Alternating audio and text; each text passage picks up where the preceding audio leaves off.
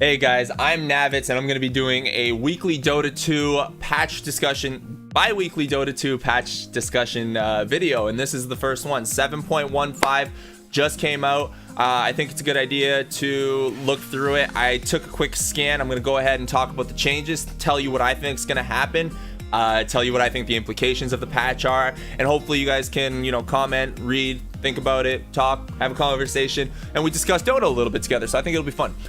Going through, let's take a look at the changes that we have. First is bounty runes. So they changed them a lot. They spawn every 5 minutes instead of 2 now. They grant gold to each player instead of the individual player. Same as the starting bounty now, except for there's an additional 3 per minute. So it's 40 plus 3 gold per minute per bounty rune. They also now fully refill bottles, and bottles have been buffed from 80-40 HP mana regen to 150. Big changes. So this is so significant here. I want to talk about bounty runes and why I think this is an important thing, how I think it's going to affect the game. Team fights. Bounty runes are going to change team fights because every 5 minutes there's a lot of gold to be spread around to each player. It's like taking a tower, not taking a tower. It later in the game it becomes more significant, like taking a tower, the amount of gold that comes from fighting for these bounty runes, with the 3 per minute as the game goes on. So you do want to start winning these fights around the bounty runes. You want to try to pick up the ones that nobody gets to. They're very important. Timings become important, and also mid heroes building bottles, and fighting for bounty runes at those 5 minute marks is going to become a more important thing. Team fighting heroes like your voids, your tides, your enigmas are going to become more important. Let's talk about what they did here. So another huge change that they've made. Melee creeps and range creeps have had their base gold reduced by 2 and 1 respectively. Range creep gold bounty increase per upgrade changed from 1 to 3. With these changes, the total gold difference on the map at 40 minutes is approximately 2,000 less gold. So I don't know if this 2,000 less gold is 2,000 total less gold, or just 2,000 less gold, or just 2,000 less gold from the creeps. I think this, I don't know exactly if the bounty rune changes we'd have to do some math to figure it out, and I don't want to do it on the fly because I'm not fast enough. But it does look like they've taken some gold.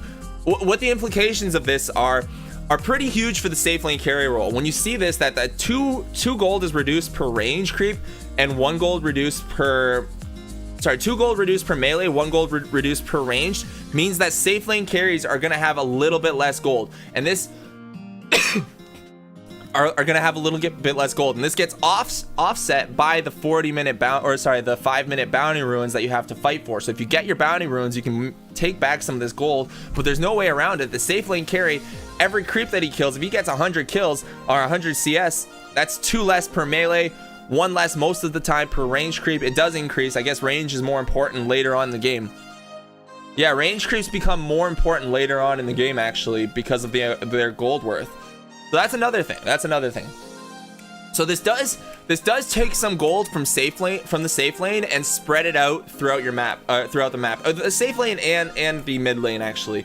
I didn't include mid lane because safe lane right now sometimes it ends up being, it had been quite a bit of a free farm because any offlaner who go to the safe lane usually would just end up dying. It was the suicide lane for a little bit. So we're hoping that now this change will reduce the strength of the carry roll, increase the gold around the map to the other heroes, and I think that's what the objective is that Ice Frog is going for here. Melee barracks team bounty reduced from 225 to 175. Courier gold bounty, ground courier bounty reduced from 175 to 125. Flying courier is still 175. Tower denies now remove all gold instead of just half. Previously it gave 50, 60, 70, 80 for tier 1, 2, 3, 4 denies. So getting rid of it, they're reducing a little bit of overall gold on the map because of bounty ruins. They know that this is going to be pretty big, so they don't want you to be able to get tons of gold from Raxes and everything as well. They are reducing the ground courier. That's become pretty important to snipe recently, especially with just Riki sitting behind tier 1 towers. So I like this reduction because it is a lot easier to kill a ground courier than a flying courier, and it probably doesn't deserve the same amount of gold for making that thing happen, although it is within the first 2 minutes. So if, I don't know, that this might be a thing that gets reverted in the future. Who knows? We'll see how it goes. But anyways, a little bit of reduction in the total amount of gold on the map, and tower denies now become a lot more important. If you're playing a pushing team or you're playing a carry hero, you have to actually be pretty conscious of how much damage you do to the tower now, because getting a tower denied removes a pretty significant amount of gold from your team's net worth, as opposed to before. So taking towers and pushing, that's pretty important. This is looking team fight oriented. Taking towers and pushing, along with fighting around every bounty ruin every 5 minutes, man. I don't know. It's looking like team fight heroes are the way to go. Agility based excuse me. Agility heroes base strength increased by 1. I don't have a comment on that. I don't know. I didn't feel like agility heroes needed that, but it's just 1. Intelligence heroes base intelligence reduced by 2, except for Bane. Base damage adjusted to remain the same. So a little bit less mana, attack damage, a little nerf to all intelligence heroes, possibly because they are going to have a little bit more gold, if what I'm saying about bounty ruins is true. Neutral camp stack bounty increased from 20 to 25%. Oh, I love this. Oh, I love this. Oh, I love this. You want to know why I love this? Because it makes, like, I remember when I started playing Dota like 2.5 years ago, and I did the Helm of the Dominator strategy with Luna. I was like, I'm building a Helm of the Dominator, I'm stacking Ancients, I'm getting this item, and I'm just getting farmed. I don't care what happens. And I did it, and I had the best time of my life. Now, stacking camps for your, I went on a tangent because I'm really excited about stacking, sorry. Now, stacking camps becomes a lot more important for supports. You can actually get supports who have incentive, huge incentive to stack for you. So if you pick a hero who can farm well, if you pick your gyrocopters, if you pick your Lunas, if you pick your anti-mages or battle fury carriers or anybody with Magnus or whatever you need to farm well, and you pick a hero who can stack well, you're gonna get a significant gold increase around your team. As long as you're not getting your camp stolen and just run down all around the game. Also, another thing that this does, this makes Helm of the Dominator a more attractive item. This makes Helm of the Dominator more attractive because you can use your creep for 2 different purposes. You can push mid lane with them and stack mid camp with them, or mid ancients with them. You got to be really careful about how you do it. You don't want to lose him, but that Helm of the Dominator creep can be very significant. Especially, we've been seeing a lot of dual off lanes nowadays.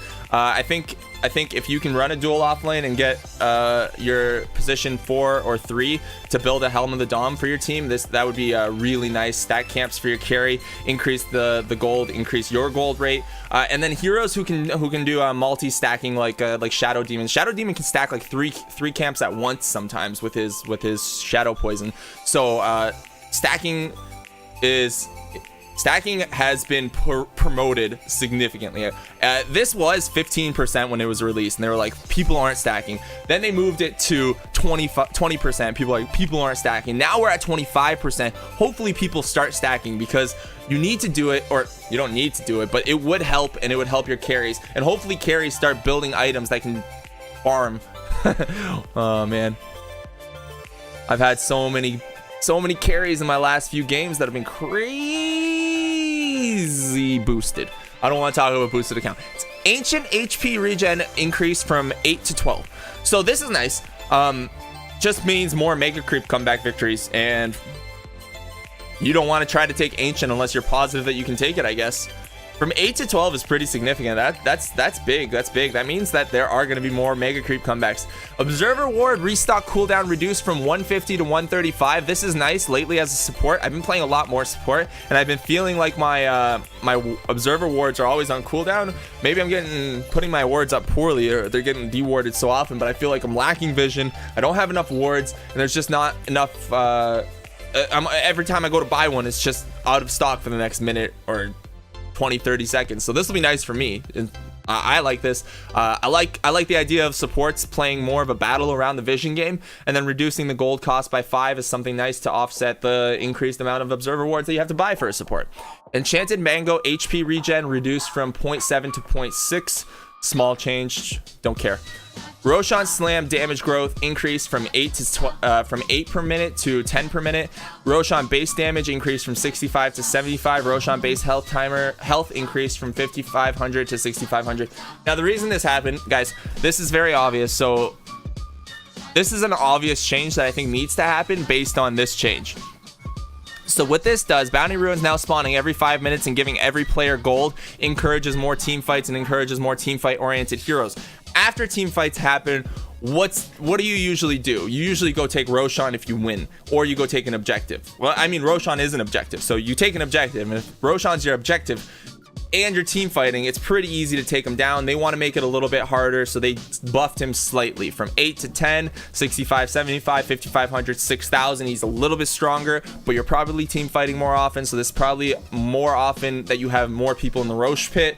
So Rosh is actually probably a little easier to take down now because of the style of play that's more likely to come. Not every game, obviously, that doesn't hold true, but some games it will. Remove the tree. I don't want to talk about these. I read these earlier, but without a visualization of it. Maybe next time I'll create a map or something. But without a visualization, me reading this out loud to you doesn't matter. I don't know exactly the exact positions, pixel by pixel maneuvering of everything in the Dota map yet. Maybe I need another few thousand hours before I do. Captain's mode round time increased from 30 to 35, and Captain's mode second phase ban order changed from second first to first second. I don't think this was necessary, the 30 to 35, especially because I've gotten a few Captain's mode games, and I don't know, the 35 seconds seems unnecessary, but I guess for pro games, maybe they want to give them a little bit more time to think. And the order change I am impartial to. I don't feel any which way about it. And I guess that's it, guys. I want to do one more thing, and that would be to go to dotabuff.com and let's do a quick look at the heroes and see what kind of stuff is going to get buffed. So like I said earlier, heroes that build bottles and team fight are gonna get buffed a lot. I think you're gonna see a lot more Death Prophet. Willow, you'll continue to see, because she's so good with bottle and she's just so good with levels, and she's such a good team fighter. You're gonna see heroes with a lot of CC. You're gonna see Enigmas, your Jakiros. You'll probably see a fall off in heroes like actually, I don't know what we're gonna see a fall off in. But yeah, look for more team fighting heroes, heroes that rely on regen, building bottles, things like that mid, roamers who can build bottles, people who are around the map, people who have high maneuverability who can be there, Pangoliers, Natures, anyone with blinks, things like that, things of that nature, Weaver with his extra fast speed. Yeah, there's gonna be a lot of cool changes this patch. I'm actually kind of excited. There's some nice stuff. So let me know what you guys think, guys. Welcome. Let me know what you guys think, guys. Welcome, guys. Hey, guys. I am Navetz. That was the 7.15 patch discussion. I don't have anything else to talk about, but I want to know what you guys think I missed, what you guys think about what I said, if you think I'm right, if you think I'm wrong, if you think I'm crazy or dumb or amazing or sexy or stupid. Whatever you guys think, I want to know.